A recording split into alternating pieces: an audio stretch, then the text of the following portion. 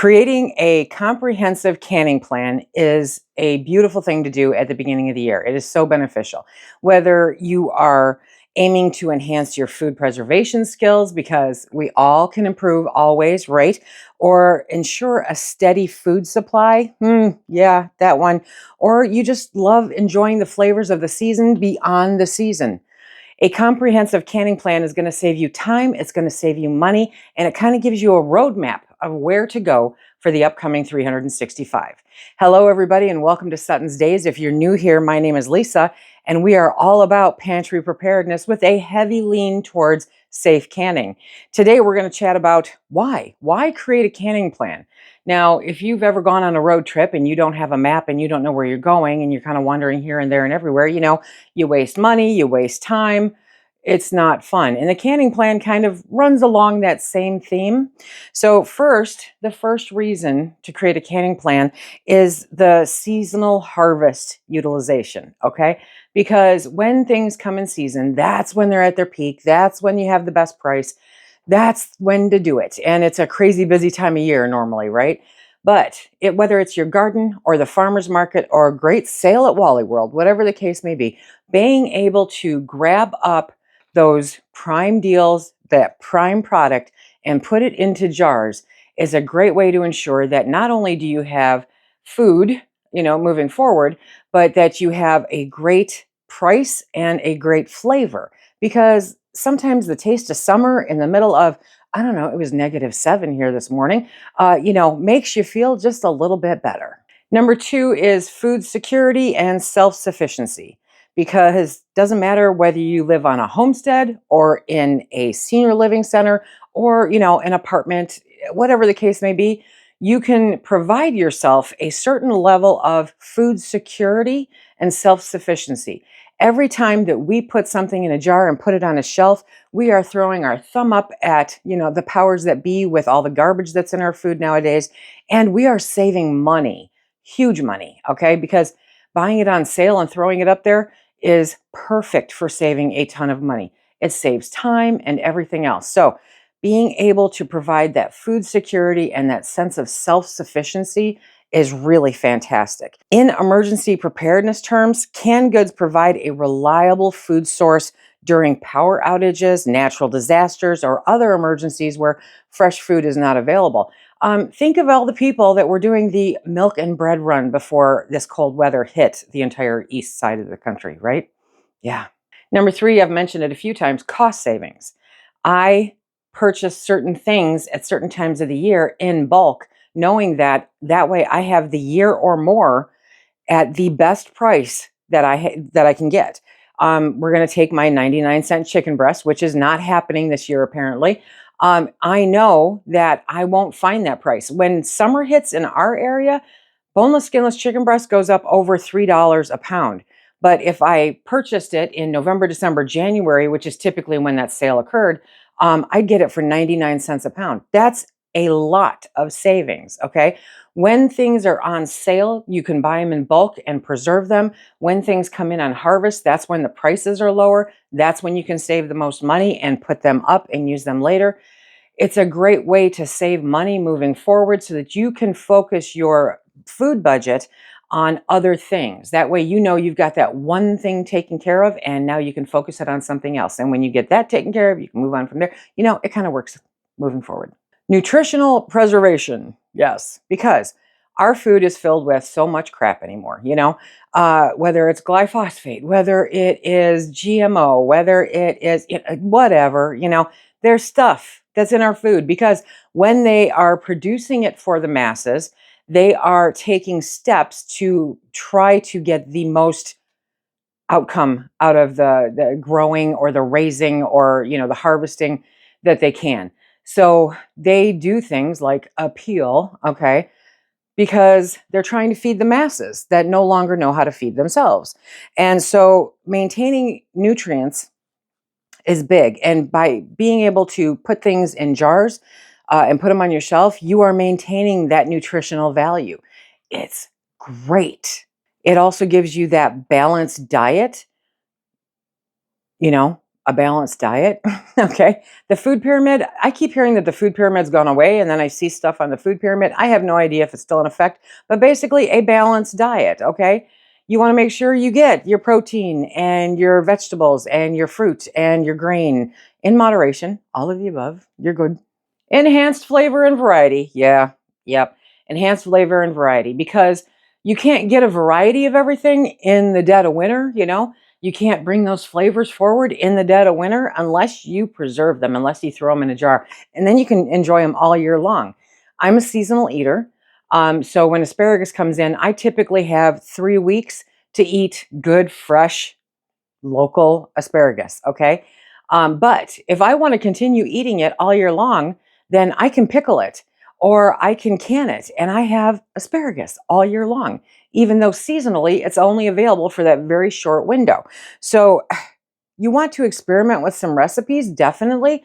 Find what works for you and yours. Make small batches to start off with, and then crack open that jar right away and see if you like it. Because, variety, it's the spice of life, they say. Environmental benefits. There's environmental benefits to canning. Yeah, yeah, there is. There is. Okay. Um, you guys know Aldi, if you've been to an Aldi, okay. Aldi has good products. They have a variety you can't find necessarily everywhere. I personally love their produce. My one, my one thing with Aldi that I really dislike is that everything is super, super, super packaged. Super packaged. I mean, over packaging. That is what they are. And it kind of bums me out because nobody needs that much packaging. Okay. So environmental benefits are reduced packaging. Yes. Home canning minimizes reliance on store-bought products that often come with single-use packaging. Okay. So if you can buy it in bulk and put it up, or grow it and put it up, you don't have all that single-use packaging filling up the landfills, filling up our trash cans, doing all the damage that it does. It's definitely a sustainable practice moving forward. By preserving your own food, you are supporting sustainable living practices, if that matters to you. Number 7, this kind of falls in line with number 3, but it's economic resilience. Things are chaotic. The world is a dumpster fire right now, and it's not going to get any better anytime soon. Um, Prices are crazy. Okay. The reason I'm not going to get 99-cent pound chicken this year is because of the bird flu.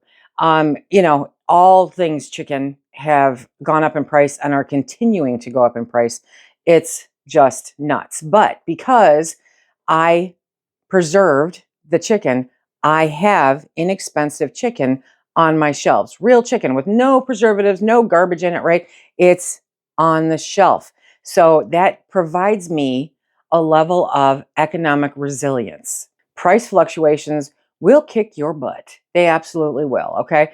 And if you watch your favorite things go up and down, it's a seasonal kind of thing. It's like cranberries. Cranberries are only available for that short window. And so for all of us food preservation people, we kind of sit there with bated breath, watching all of our local stores, okay, to see when they go on discount because they're clearing out the space. So we can make our cranberry sauce, we can make cranberry juice, we can make all that stuff with the discounted price. It really, really helps with economic resilience. I can create my cranberry sauce for the next holiday season now at a quarter of the price or less. Oh, that's a great savings. One of the things that you may not consider, because I know it's a bone of contention with new canners, okay, is investment in equipment. Because to start off with, it's, it's not cost prohibitive, like say a freeze dryer, right? But it is a bit much for some people, and I get that. So developing a canning plan justifies investing in quality canning equipment, which can last for many, many years, right? And support ongoing preservation efforts. Because yes, a canner is going to cost you, say, $150, presto, okay? You don't have to have an All-American. You just don't. So a presto will cost you about $150. And then you need a funnel and you need the jar lifter. You probably should get an extra rack just in case if you're getting the 23 quart. And then there's the jars. Now, Since 2020, used jars are a little more challenging to get, and I get that. So the initial investment in jars is going to cost you a little bit of money, but those are reusable and reusable and reuse. I am using jars in my pressure canning that are easily 50 years old. Okay. So if you treat them with respect, keep them out of the oven and the microwave, and only use them for canning or for dry goods, they will literally last you decades. So will your canner if you treat it right. Clean it when you're done, put it away, the whole deal. So it really is an investment in equipment, but it allows you to continue saving money moving forward. I know it's hard when you first start off, but you can do it. Number 8, you can create family traditions. Yes, I mean, these are fantastic, okay? Create memories. I have a whole bunch of dazers in the Facebook group that can with their families, that can with their grandchildren, their children, that can with their sisters and their brothers and their moms. This is something that creates memories. I have memories of my grandson canning with me. It's just something that you do. It's something fun, and it sticks with you and it sticks with them. They may not remember all the details, but they will remember time spent with you, and they'll remember going to mom or grandma's grocery store and pulling that good food off the shelves because of that hard work. It can become a cherished family activity, right? Fostering traditions, shared experiences across literally generations. It's a great thing to do. And it teaches valuable skills. Why do we can? Because it will save us money, because we know we've got shelf stable food, because this way I know you'll never go hungry. So those valuable skills, I mean, it teaches you math, it teaches you a little bit of science. There's a lot of different things that food preservation can teach you. So for the homeschoolers out there, highly recommend you do it. It definitely, number 9, gives you healthier eating habits because, that thing. I totally get it now when mom said, we have food at home.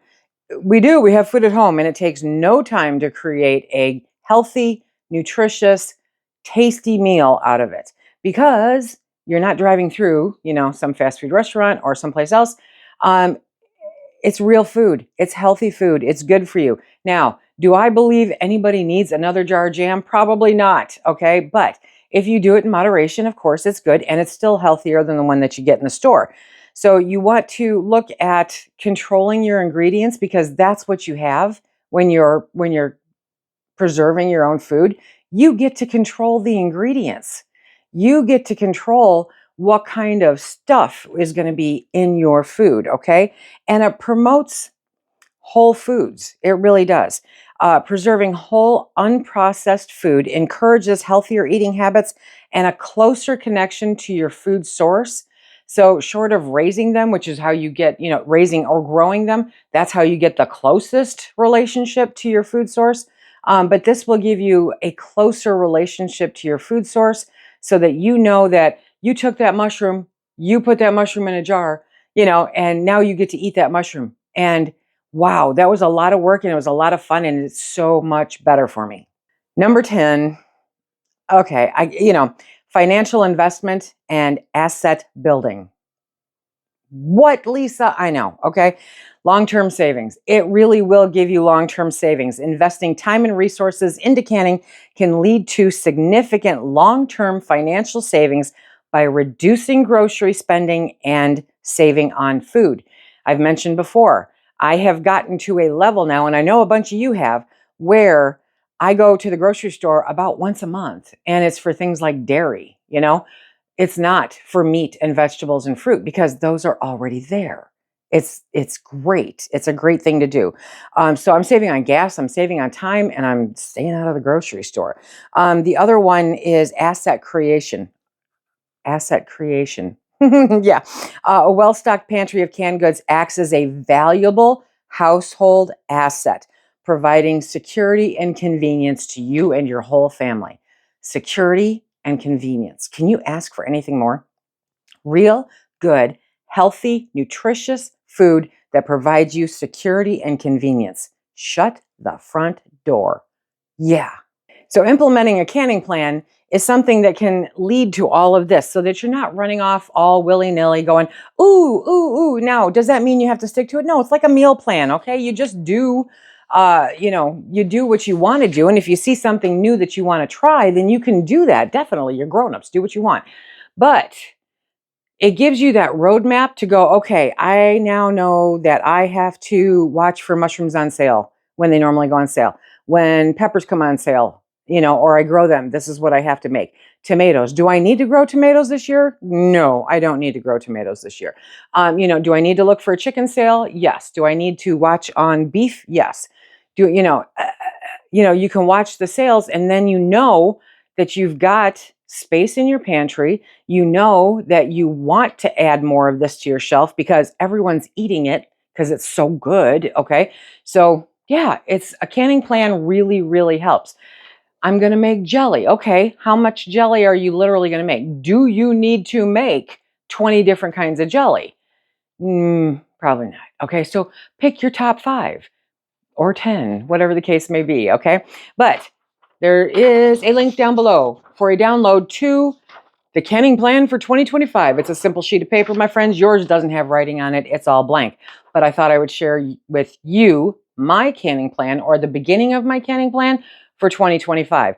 I know that I'm going to grow some tomatoes in my garden this year because you have to. It's a garden. Hello. But they're probably going to be like sandwich tomatoes, because I have enough sauce. I'm not going through it as fast as I thought that we would. So I'm not going to I'm not going to put any like Roma tomatoes, sauce tomatoes, that kind of thing in the garden. I'm not going to take up that space. I'm going to put in things that I know that we're going to eat because I'm set. But for the coming year, definitely, these are the things that I'm going to add because I'm either almost out or I am out and it's time to backfill. So number 1 is the burritos in a jar. I made that last night for dinner. So good.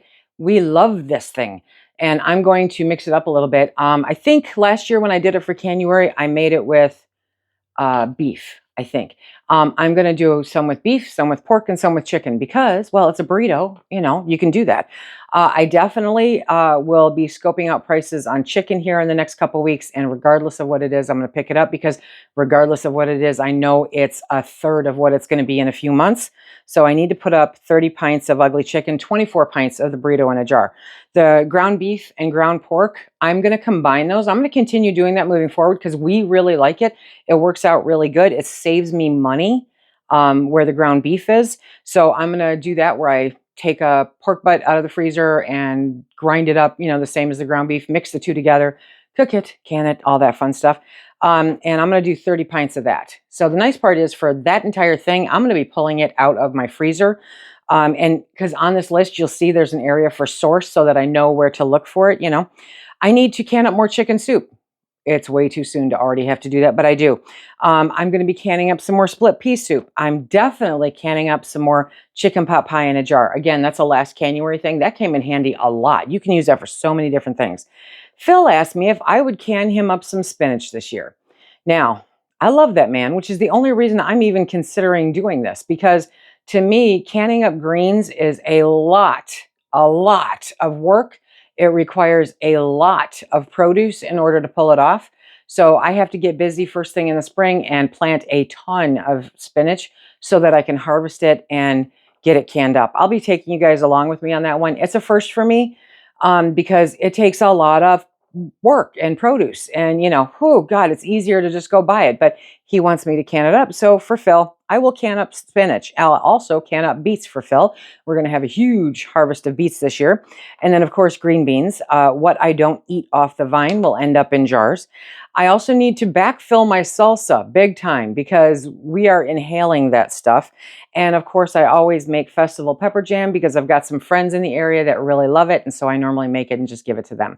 It leaves my pantry. Yes, it does. So right now, that is my plan, right? And I know that I'm getting it from the freezer. I'm looking for a sale, freezer and pantry, freezer, garden, I know where it's coming from. I have an approximate of how much I want to can up, so I know how much that I need to purchase to do it.